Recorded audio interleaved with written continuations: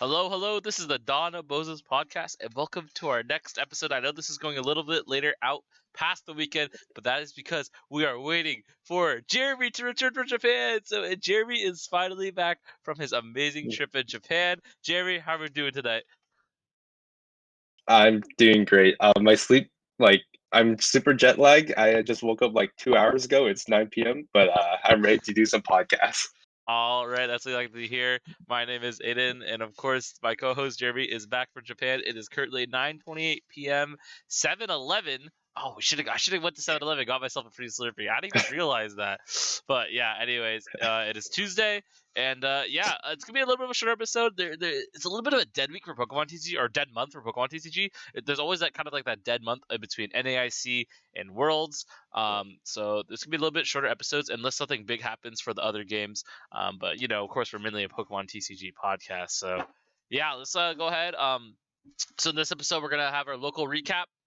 Don't worry, guys. We'll bring back What Is He Cooking next week. Okay, I promise it'll be back. I know some of you've been asking. It's gonna be back next week. What is he cooking? But not this week. So yeah, we're gonna have local recap, and then we're gonna have a little bit of shared, show and tell or sharing from our Japan trip with Jeremy, and then for League of Legends, we're gonna go over our fantasy recap for the week, as well as going over rank blindly my favorite support champions. Were there. We did last week with Reckner and Josh. We did favorite bot lane champions. This week we did our favorite.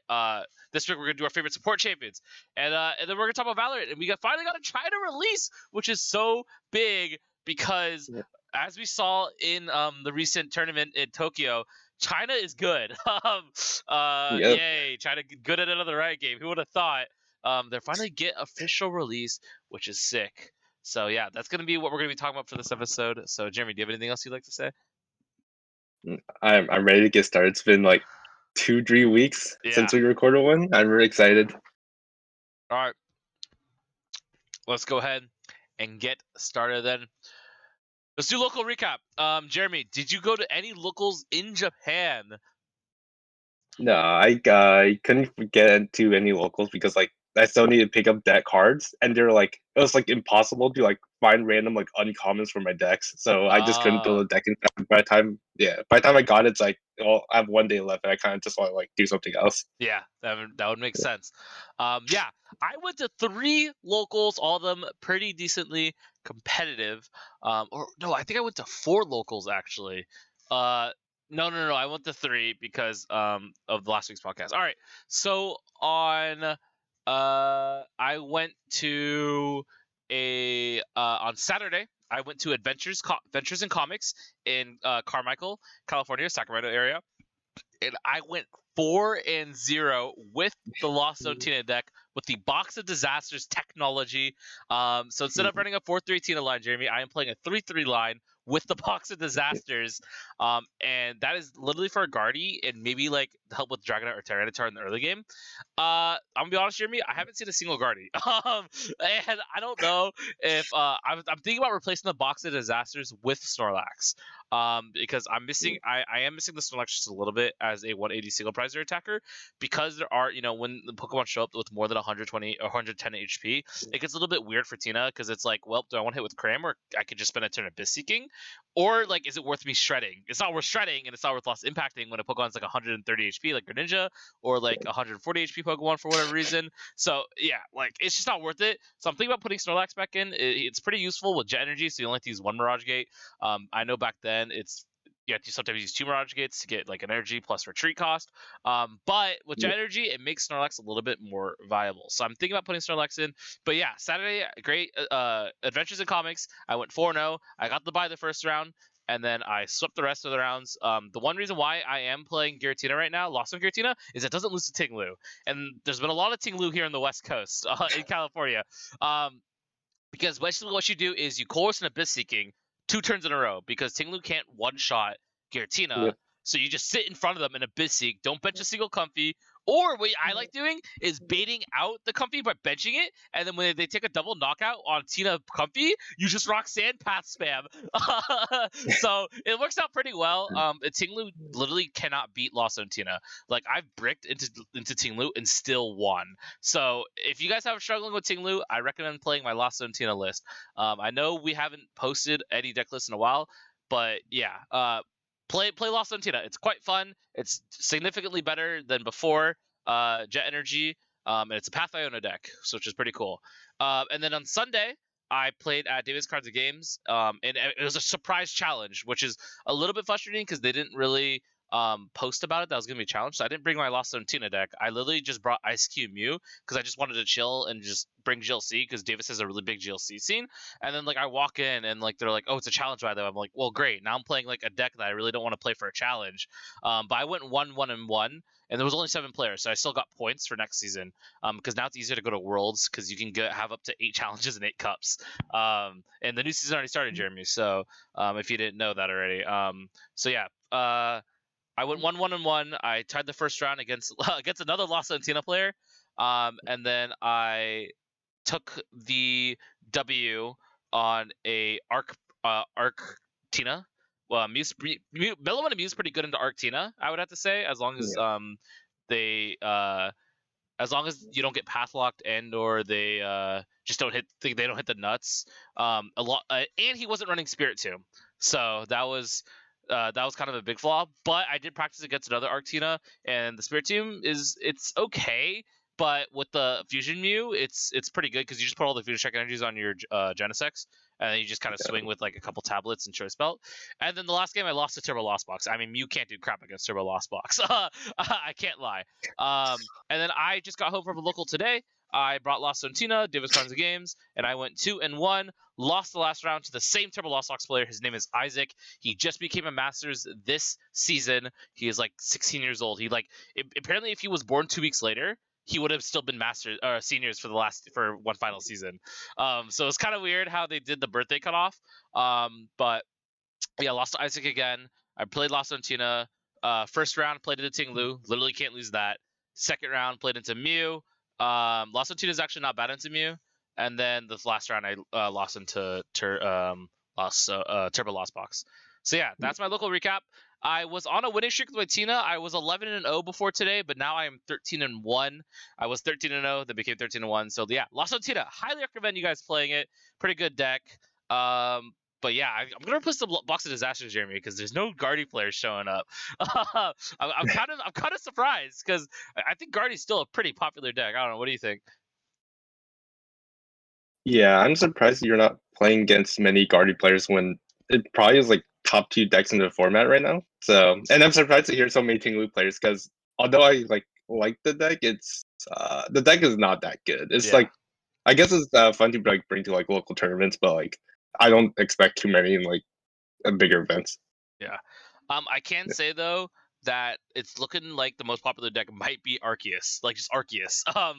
And Guardy kind of suffers to Lost City and Path. And right now, Yeah, some of that's true. Arcturalists are playing both, especially especially now it's a toss up with Iono Judge plus Path Lost City, and then some people are putting Vulpix, some people playing Pika, some people playing Tia. It's like a toss up. It's just Arc, right? It's just Arc Yeah, everywhere, and it's crazy. And Umbreon beats Guardy super hard.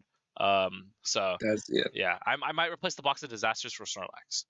Because it's good because they can yeah, cram into Snorlax on a V-Star, which is like pretty strong. All right, so that's yeah. gonna be it for local recap, and let's move on to an exciting segment. This will be our first ever segment, and maybe our last ever segment because we might not travel again. Japan trip share, because I don't know when we're gonna go to Japan again. But yeah, Yeah. Jeremy, do you have anything Pokemon League, TFT, Valorant related you want to share for Japan, or tell us how it went? We miss you. Let's hear Yeah. it. So let's see. I was spent like 3 days in Taipei before I went to Japan. So we flew there, and I remember the first thing I did was just look up where to buy like Pokemon cards because like they have like Chinese cards. And when I got some, I was surprised to learn that their card backs are like the same that we have here, not like Japanese card backs. So that's like the blue backs, but they still have like the silver borders the entire time. So it's kind of weird to see like they always had silver borders, but the same card back as us. That's I picked pretty up cool. some of their yeah. I picked up some product for that. Yeah, I picked up some product, but I didn't like. I wanted 151, but they don't come until like the day after I leave. So I was kind of sad that I didn't pick up any 151. Yeah, I think that's basically for that. And then when I went to Japan, like I could not find product at all. Like it was like impossible to find any sealed product. So I was just buying singles. I was getting some cards to collect, and then I also I got like I was starting to build a Shenpao deck, so to see if I wanted to like play there. But the problem is like I could not find Lost City. Every shop I went to was out of Lost City, so I was just Really? like, yeah, I had like a 50 like 4 card deck, and like 3 of the cards missing were Lost City. I couldn't find it at all, so I ended up not being able to like complete the deck till like one day before my the last day of my trip. So like I just like I'll just finish building the deck, but I don't think I'm gonna be playing any tournaments here. But now you have a And Japanese list or Japanese deck, so. yeah, So you yeah, were you building the deck in their format? So you had to use some of their newer cards, right? Like did you find any staples from like the Obsidian Flame set or 151? Like did you were you gonna like try and play with some of those, or did you just like bring like a like you just made a Japanese version of a deck that you already knew? yeah. I just made the Japanese version like a really new because I only read some of the 151. They didn't have Obsidian Flame out yet, I think. So I was just looking at some 151 cards, and like I didn't want to do any testing, so I just copy and pasted a NEIC list. Yo, yeah, that's gonna be Yeah, weird. So we're getting Obsidian Flame first before 151, but for them, they got 151 first. So there's yeah, gonna be a little bit of weird deck list out there, because this is gonna be the first time in a while where we get a set before another, like we get set releases different yeah, from Japan. So yeah, that's gonna be actually really interesting. Yeah, what to see about that. yeah. Yeah, Anything normally we else? only get that for like yeah, we only normally get that for like reprint sets with like all like the shining sets, but then like those don't really affect the meta that much since half the cards are reprints and like rarity bumps. So it's gonna be interesting because I think there are a few 151 cards that are actually playable, so Yeah. it will be weird for us to not have it while Ascendance Flames out. Mainly for like the Charizard deck, I guess. Yeah. Yeah. Agree. All right. So that is the Japan trip share. We're glad to have you back, Jeremy. And we're actually not going to have a Pokemon segment because, again, there is that weird cap between NAIC and Worlds. So unless something really big happens in terms of maybe a big regional in Japan or another country before Worlds, which probably won't happen, yeah, we're not going to have a Pokemon segment for like a couple weeks. So, yeah, let's go ahead and hop into League of Legends and talk about our fantasy because, Jeremy, I am still winless. Woo! Yeah. Let me switch the screens here. We have a weekly report from last week. Top team Matus with 475 points. Holy cow! Almost 100 points per player on average.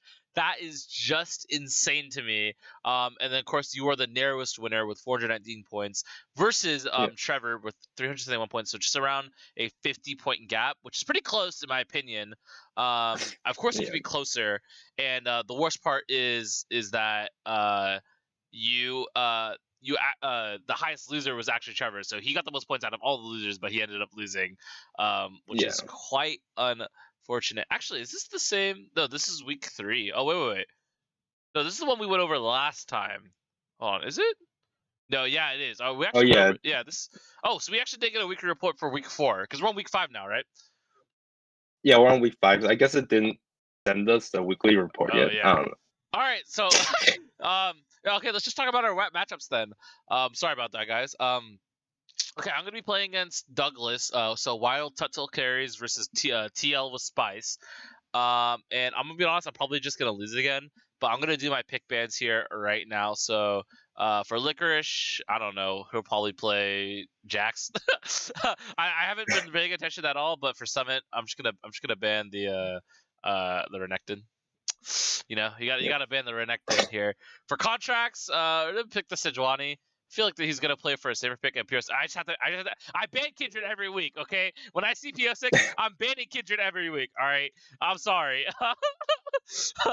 And then for Vikla, I'm just gonna pick the Tristana. He's been picking it a lot, and it's quite good. And then for Bolulu, I'm just gonna ban LeBlanc because Static Shiv is still broken. And then Wild Turtle, I'm just gonna pick the Lucian Nami for my bot lane because that's the only thing they play. Lucian and Nami. And the bot lane bans, I'm just gonna ban Xayah is super strong right now, so I'll just ban Xayah, and then Chime, I'm gonna ban Bard for fun because it's Chime. Yeah, it's one trick. Yeah, he's one trick. All right, so those are my pick bans. I know you won't be able to see Jeremy's screen, but he might post on Twitter. I don't know. We'll do something. But yeah, I'm playing against Yellow Spice again. Unless FlyQuest actually does something this week, I'm probably gonna lose again. You know what's crazy, Jeremy, is that the time FlyQuest went 3-0, I played against Andrew, who also had 2 FlyQuest players, and their players did Yeah. better. And not only that, Context only got me 20 points, and he usually gets 70 to 90. So like, that's what like the one week I'm supposed to win, I lost to the other guy with 2 FlyQuest players. Yeah. Yeah, my team is still like pretty stacked. Surprise for me were like my 2 best performers actually like, or like my surprise picks were like Revenge and Neon were actually like really good. Like there's actually scoring so many points for my team, which I guess like the EG players are performing better than everyone expected. Like Armal was like the highest point jungler for like half the season. Now JoJo was I think number 1 in points so far in the league. So yeah, I'm just surprised at how well the EG players are doing when like their rosters like kind of blew up and like it definitely is like more budget roster than like last season. Yeah, and EG playing off their free agents again. Really, really good on them. They saved tons of money. Like, it's crazy. Yeah. And they did really well in VCT too, which was pretty cool. Yeah. So EG, you're doing well as an esports organization. Not blowing money, but the same time doing extremely well. Yep. So yeah, that's gonna be fantasy. Good luck to all the teams in week 5. And again, we'll have everyone back on at the end of the LCS summer split for that big podcast episode again to talk about fantasy, how it went, and things like that. All right, Jeremy, let's hop into rank my favorite support champions blindly.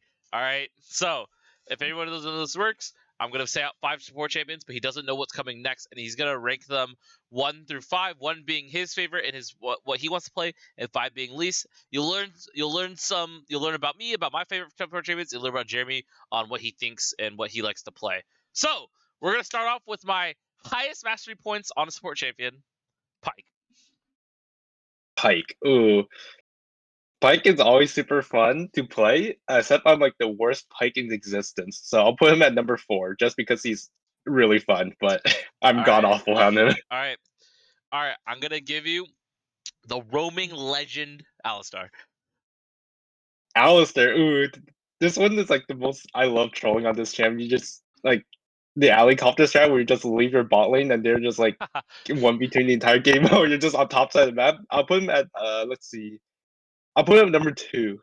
All right. Currently, I'm learning this champ, and I've grown to like them a lot. Renata Glass. Ooh, Renata. I was a big fan of Renata. The big problem is I feel like none of the items are good on her. Like you just don't want to build any items. So I'll put her at number 3. All right.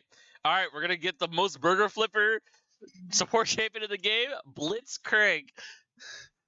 Blitzcrank. Blitzcrank, been the most burger flip champ. Ooh. I have one at number 5. I don't want to put him at either one of these, but I think I'm leaning towards I think I have to put him number 5. I think there's gonna Number be 5. something good. Oh no, because the last pick is Soraka. Oh my god, not Soraka. And the No. thing about Soraka is like I don't play him a lot, but it's a massive meme because I have the prestige skin for Soraka. So I play them a I lot. guess No, and Soraka. like I'm kind of good at Soraka, all right. Don't mess with it, all right. But yeah, Soraka's the last one. Soraka. No. All right. All right, let's move on to Valorant. So we got 3 things to talk about Valorant for the last segment of the podcast. Let's go ahead and talk about probably one of the biggest announcements for Valorant ever, which is that they have released in China officially, because we know how good EDG was at VCT, and they're considered and they're a minor region in Valorant, so they only sent 1 team to VCT Tokyo, and they popped off. And man, Kang was crazy. I know Yeah. we've talked about him before, but like I read a comment and it was like he could never play again and never show on the international stage again, and he'll still be known as one of the best players in the Yeah. world. Just how flashy he was. So it's so exciting that Valorant officially now has released on the Chinese servers. There's a China server, which is so big. Maybe they'll start a super server, and then we'll finally get a super server in Valorant Ooh. because we already know Valorant ranked already sucks, and Tarek already created that kind of like that super server himself. Yeah. So yeah, like, Jeremy, what are your opinions on Valorant coming out in China? It's gonna be insane. I just hope that they actually play the game because like although Counter-Strike got like released and there's like a lot of like high-end collectors from China, they don't actually have that big of a player base there compared to like the rest of the world. Mm-hmm. So I hope that since it's like a Riot game and like they love League of Legends, that like they will just like also play a lot and then like develop like what like the super server. The reason why they have super servers because they have like 10 servers or something and like over like half the college population like plays League. Mm-hmm. So yeah, I'm just super excited to see like what insane like players that you're gonna get to play some Valorant. Does improve like the overall like I think there's gonna be insane if one Kanken was able to exist with like basically no structure and like them not having the game, they're playing on public like private servers and stuff. Like Mm-hmm. it's gonna be insane what players they can produce. Yeah, and we'll see if China ends up becoming the best region. Because right now, America's is the best region. Actually, no, Fnatic is the best region. But Fnatic in the terms team of is the best region. teams wise, America's is the best region. Um, Yeah, or in my opinion, so yeah, this is pretty big. yeah, And with the release of Chinese Valorant comes Chinese skins because there's a different, there's a lot of rules on what skins can come out in China because there can't be like skulls or certain imagery on them. So, Jeremy, you got a new skin, the Katana, which is China exclusive, coming out in China, and it has like the ruined dagger animations, and then if you upgrade it, it's like a fan, which is like so sick because we yeah, only have two knives with the ruined dagger animation, the ruined dagger and like that Cinco de Mayo Reina skin. You know what I'm talking about? So it's just yeah, those two. And man, I see a lot of people saying that they want this in the game, and to be yeah. honest, I want to hear your opinion before I say anything anymore. Um, I think it's super sick. Normally, I'm not a fan of the fan knives, but I actually really like the skin. So I wish we had it. I'm not sure if I would have bought it, but I think it's super sick. Yeah. People have been saying that maybe this might come out in the new Champions bundle for Ooh. Champions because it's like it's basically two knives in one. If you want to use the rune dagger animation, you got that. If you want to use the fan animation, you Mhm. got that. So I've heard, and there's another color which is I love the violet color. It's super Yeah, sick. same. Um, so yeah, I saw people a couple saying like, hey, maybe this is a tease that like Champions might be fan or whatever.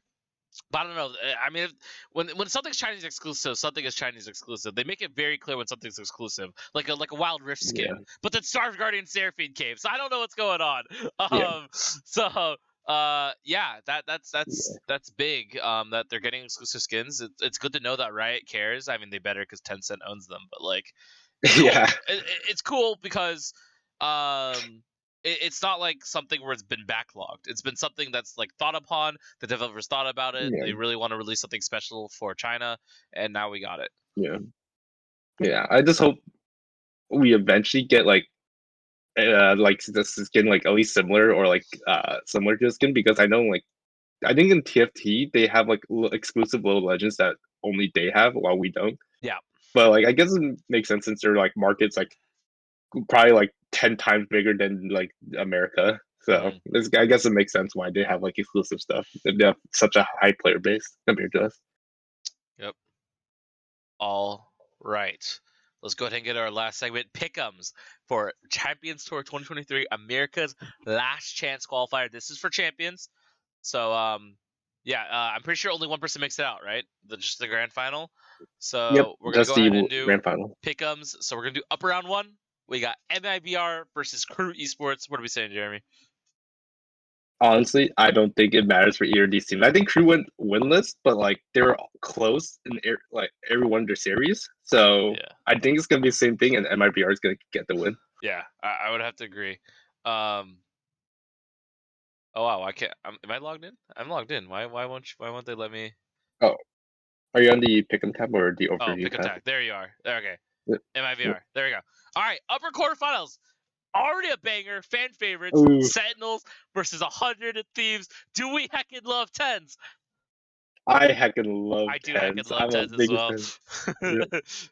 Yeah, we got Sentinels here. They're taking it. It'll probably be close though. I think both teams are very competent. I think it's Yep. they both go through. I think both of them just have roster issues. But Yeah. it seems like Sentinels are pretty locked in. But 100 Thieves is not bad either. Both these organizations, big names. Yep. All right. Yeah. Yeah. What do you think? Yeah. I think. I'm not sure if 100 Thieves or Sentinels are better, but I heckin' love tens, and Yeah, I I think heckin' like love the tens star too. power on, yeah, the star power on Sentinels is so strong that like it's hard to like pick against them. Yeah. All right, we got Furia versus MIBR. I would probably just say Furia.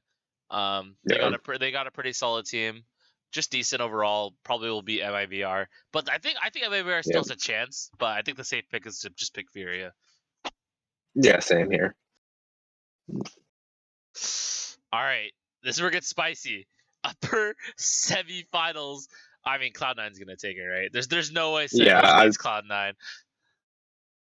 Yeah. I think like Cloud9's like the favorite for this LCQ unless like some teams like significantly level up from what they were because Cloud9 was like a few rounds away from making Masters ready against NRG. So, and I don't see the other teams being that close to them. Yep. All right, Leviathan versus Furia. We got some South American teams here. Yeah. Furious, I don't know. People have been saying Leviathan's been popping off, but Furious not bad. Yeah. I don't know what to actually say here. Yeah, I'm not sure either because like I think Furion looked better than Leviathan near the end, but like Leviathan has like such a strong like history. You know that these players are good and like you Yeah, know that they can like perform. So it's kind of hard to predict like their current form. They have like so much time to like basically like come up with new strats, become better. So I'm not sure if the Leviathan was able to do that, but if they did, I think they could be the one that qualifies for yeah. the All right, we'll grand go with finals. Yeah. Leviathan. All right, Sentinels versus Furia. I'm not gonna lie, Furia might take this one. Yeah. I think Furia just has a. I think there's just a better form than Sentinels still. Despite Yeah. having hope in tens. Furia's looking Yeah. pretty decent. Yeah. Although like Sentinels have the pieces, but they are kind of a mess right now. So, but Yeah, bro, we're I gonna have think to go with Fury is the Furia. safer. Yeah. All right, C9 versus Levite. I mean, I think we're just putting C9 all the way through at this point, right? Yeah. Yeah. uh, and then probably do Leviathan, and then C9 beats Leviathan Yep. grand final. Yep. Yeah, Yeah. C9 all the way Yeah. through. You know what? We said C9 would make Tokyo, and then they didn't. So, uh, all good. We can cast a curse them again, right? Yeah. Yeah. All right. So I'm gonna submit the pick'em here. Um, yeah, let's go ahead and close out the podcast. Thank you guys so much for watching. This is a little bit of a short episode. Actually, it came out to be close to 30 minutes, so it wasn't the bag. Jeremy's back though. Woo! Let's go. But yeah, that's gonna be the end of the podcast. Thank you guys so much for watching and listening. And tune it in. Comment or tweet at us if you guys would like anything to say. We do look at them. We can post on Instagram. We will be posting about this podcast on Instagram or Twitter. So if you guys want to see anything to fill in the time while Pokemon is in downtime, let us know. Yes, we'll bring back What Is He Cooking? I promise. But yeah, let us know what you think about our pickums and our opinions on China getting released and things like that. But yeah, I think we're both just ready to go play some Valorant right now. So Yeah. yeah, so make sure you guys subscribe, leave a comment, follow us on Spotify. We need more plays on Spotify. I think we have a total of like 5 plays, and we've released like over 14 episodes. And I guess the plays are only counted as like if they listen to the whole thing. So yeah, go follow us on Spotify. If you find us somewhere, ask for podcast marker. I still have them. Like I got them right here, Yeah. decent amount right here. I dropped some off today at the Davis locals, but yeah, that's gonna be it. Jeremy, anything else to say? No, I'm just excited to be back and play some video games again. It's Let's been a go. while. All right, guys. Thank you guys so much for watching the podcast, and we'll see you guys next week.